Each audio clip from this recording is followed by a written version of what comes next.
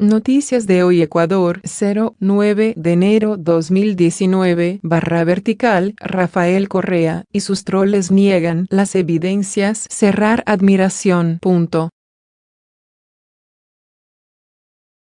El debate en las redes sociales no pasó de la semántica.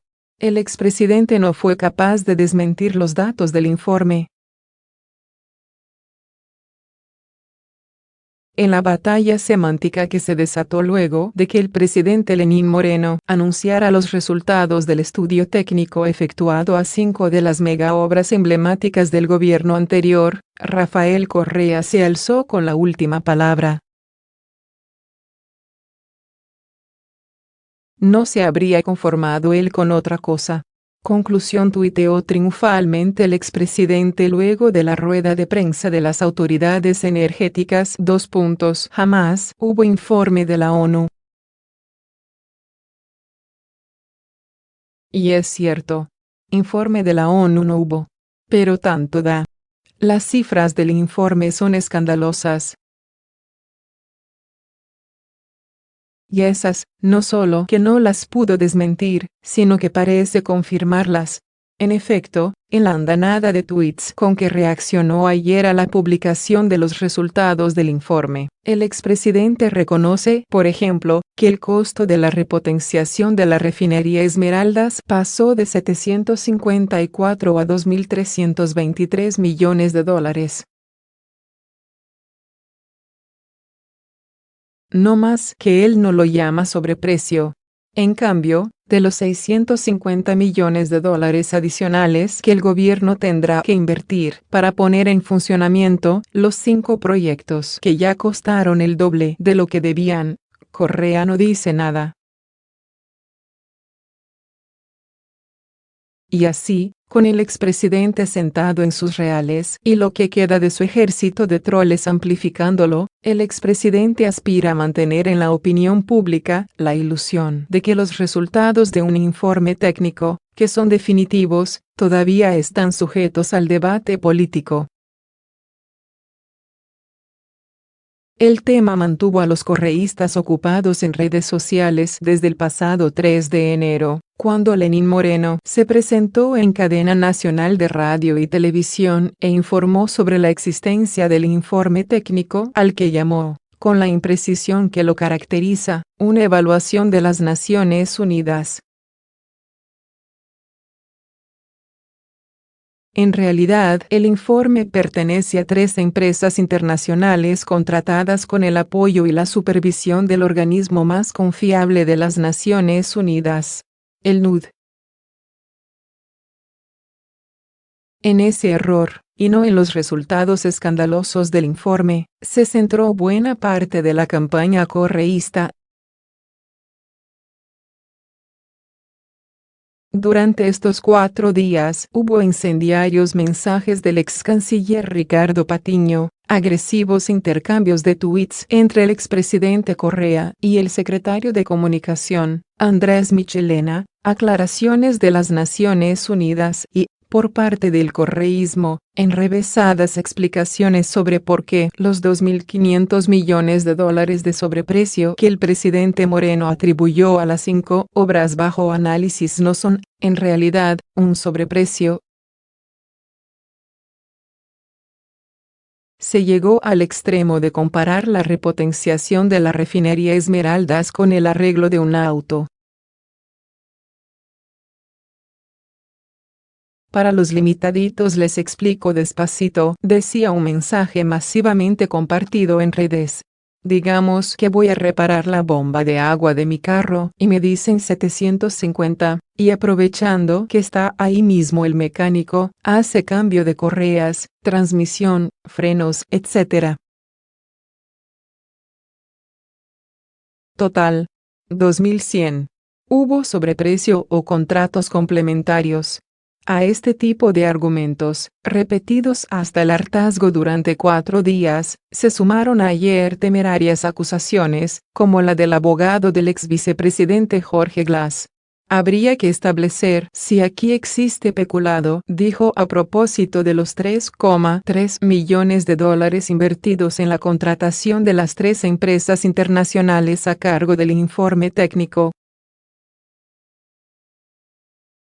Lo que no hubo, hasta el cierre de esta edición, ni por parte del expresidente Rafael Correa ni de ninguno de los suyos, fue argumentos técnicos de descargo que desmientan uno solo de los datos aportados por las autoridades energéticas y los representantes del NUD. 4 días de ruido en las redes sociales se redujeron a eso, valoraciones semánticas. Viene el cuco. Según el expresidente Rafael Correa y sus partidarios, el objetivo del informe técnico sobre las obras emblemáticas del sector energético tiene un solo objetivo: privatizarlas. Sin embargo, no han explicado cómo se ajusta a esa estrategia el escandaloso resultado del informe. Ecuador. Condenaron a un primo del expresidente Rafael Correa por enriquecimiento ilícito. Pedro Delgado fue juzgado por la Corte Nacional en ausencia ya que está prófugo desde 2012. La justicia de Ecuador condenó este martes a un primo del expresidente Rafael Correa a 5 años de cárcel por enriquecimiento ilícito cuando encabezaba el Banco Central local, informó la Fiscalía. Además de la pena de prisión, la Corte Nacional de Justicia ordenó el pago de una multa de $788.855 y el comiso de los bienes del sentenciado y las disculpas públicas, indicó la Fiscalía en su cuenta de la red Twitter. Pedro Delgado, quien está prófugo en Estados Unidos desde 2012, fue juzgado en ausencia por enriquecimiento ilícito, un delito que no prescribe en Ecuador. En 2015, el expresidente del Banco Central ecuatoriano fue condenado a 8 años de prisión por peculado bancario, al entregar de manera irregular un préstamo por $800.000 al empresario argentino Gastón Dusac. Delgado, quien dejó el país en diciembre de 2012 alegando que asistiría a la boda de su hijo en Miami, también era investigado por haber presentado un título falso de economista para ocupar cargos públicos. La Asamblea Nacional autoriza iniciar juicio penal contra María Alejandra Vicuña, ex vicepresidenta, está involucrada en el caso Diezmos, por lo que la Fiscalía inició una investigación por presunta concusión. Con 80 votos afirmativos y 31 abstenciones, este martes 8 de enero de 2019, la Asamblea Nacional declaró improcedente y devolverá a la Corte Nacional de Justicia su pedido sobre la autorización para procesar penalmente a la ex vicepresidenta María Alejandra Vicuña. Con ello, la justicia podrá iniciar un juicio penal en su contra.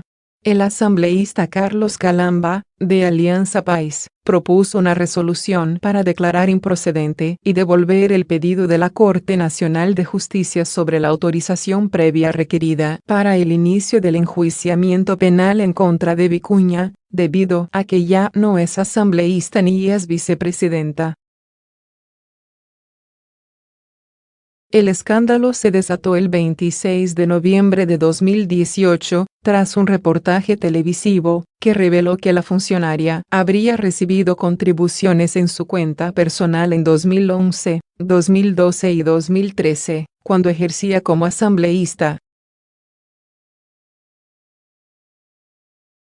En la declaración juramentada, del 26 de octubre de 2018, Consta que los pagos fueron en principio de $300 mensuales durante 12 meses, luego de $1,400 durante otros 12 meses, lo que daría un monto total de $20,400.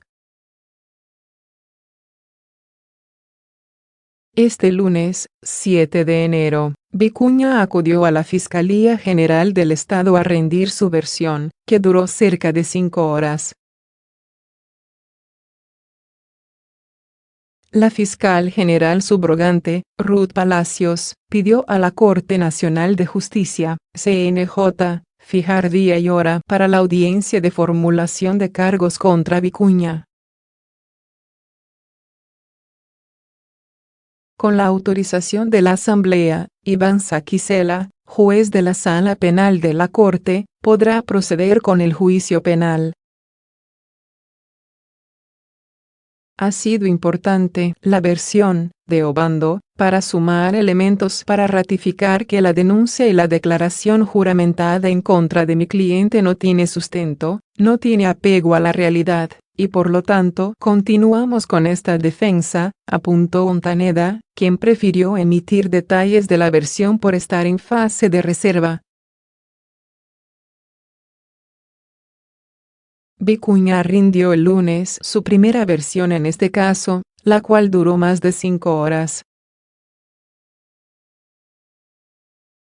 La ex vicepresidenta de Lenín Moreno está a la espera de que la Corte Nacional de Justicia defina día y hora para que se realice una audiencia de formulación de cargos por el delito de concusión,